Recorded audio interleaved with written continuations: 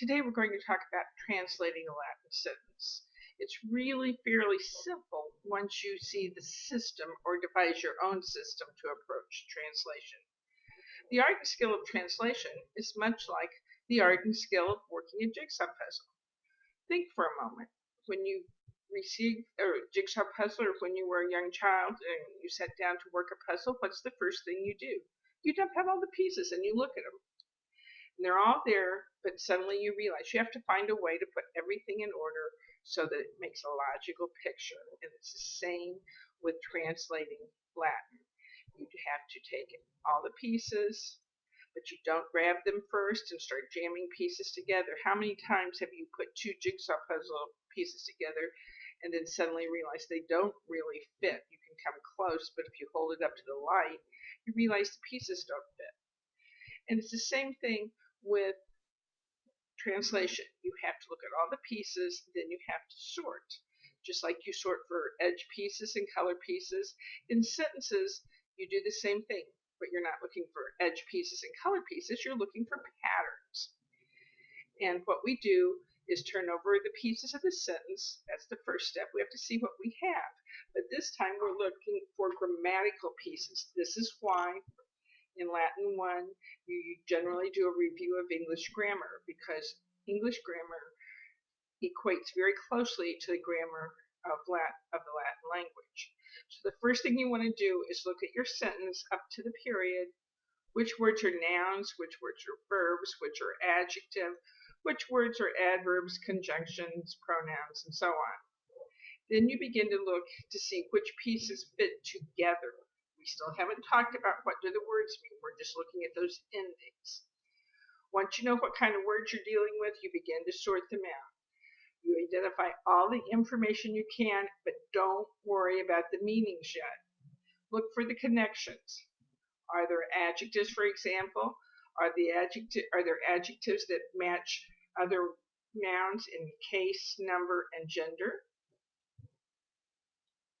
Are there nouns that look like they could agree with the verb? Are they nominative case? Are they the right person to agree with the verb? Check those personal endings on the end of the verb. Then you begin to try to look for things that make a logical pattern. Don't just jam them together like that jigsaw puzzle. Let's take a look at a sentence. Duo pueri alice et septimus urbem magnum intrat. Sort out the pieces. Include all the information you can about them. Let's identify the nouns. Pueri is a noun. It could be nominative plural or it could be genitive singular. Now, if you didn't know, you could look pueri up in Newman Latin Lexicon, the online Latin dictionary that I've recommended to you. Are there other nouns that you see in this sentence? Yes, Alice is nominative. Septimus is nominative. Urbum is a noun. What case would urbum be? Yes, it's accusative singular. Is magnum a noun?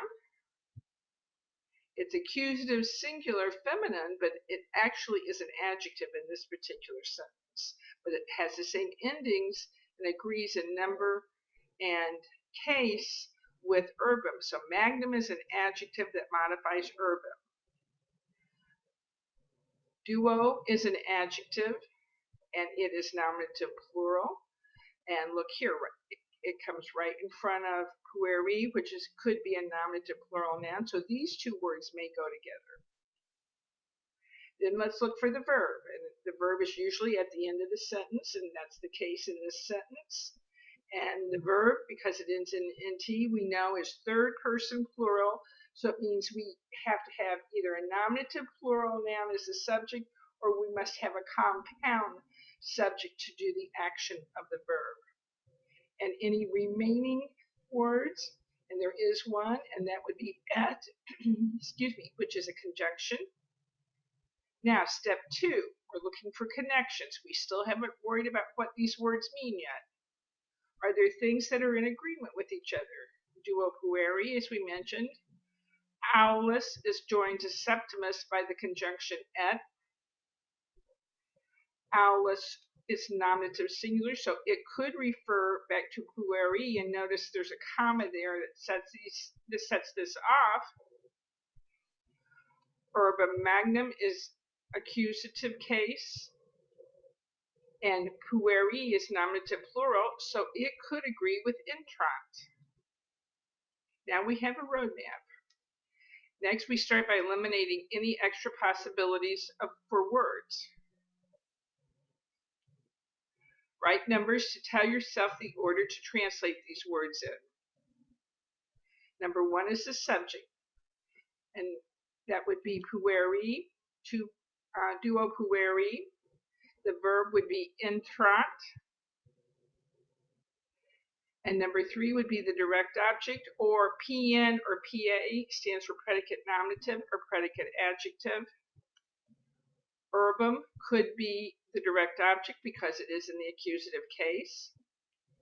And here's what our sentence would look like. We've attacked a sentence, we've identified the pieces, we've looked for the connections, we've numbered the main pieces. Number 1 is the subject, number 2 is the verb, number 3 is it an action verb or a linking verb?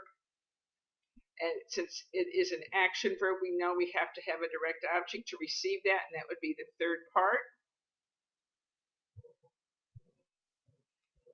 There will never be more than 3 main parts of a sentence, and that's designed to help you find the core elements of the sentence. All other words in the sentence will be nothing more than adverbs, prepositional phrases, or adjectives, I suppose, which will fall into place, but they don't get numbered. Now, let's see what this sentence means. We're ready to translate. Pay attention to all the things we labeled. We get 2 boys, duo pueri. Aulus is a positive. It's 2 names, Aulus and Septimus, and our verb is intrant, enter, magnum, urbum, the large city. If you have further questions about how to translate, please talk to your Latin instructor. As usual, thanks for listening.